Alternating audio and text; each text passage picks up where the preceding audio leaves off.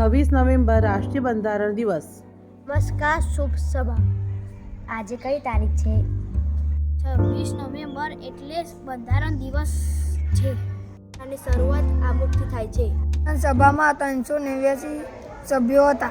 બંધારણ વિશ્વનું સૌથી મોટું બંધારણ છે. બંધારણ ઘડવા માટે 2 વર્ષ 11 મહિના અને 18 દિવસનો સમય લાગ્યો હતો. સભાના અધ્યક્ષ ડૉક્ટર રાજેન્દ્ર પ્રસાદ હતા.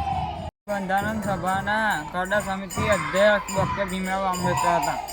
બંધારણને 26મી જાન્યુઆરી 1950ના રોજ અમલમાં મૂકવામાં આવ્યું હતું. નમસ્કાર મિત્રો, 26 નવેમ્બર એટલે રાષ્ટ્રીય બંધારણ દિવસ. બંધારણ એટલે દેશના સુચારુ અને વ્યવસ્થિત વહીવટ માટે બનાવેલા નિયમોની માર્ગદર્શિકા એટલે બંધારણ. બંધારણ સભાના અધ્યક્ષ ડૉક્ટર રાજેન્દ્ર પ્રસાદ હતા. બંધારણની ખરડા સમિતિના અધ્યક્ષ શ્રી ભીમરાવ આંબેડકર હતા. બંધારણ સભાના કુલ સભ્યો 389 હતા.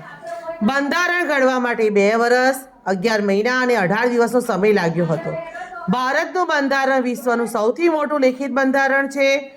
બંધારણનો અમલ 26મી જાન્યુઆરી 1950ના રોજ કરવામાં આવ્યો. ધન્યવાદ.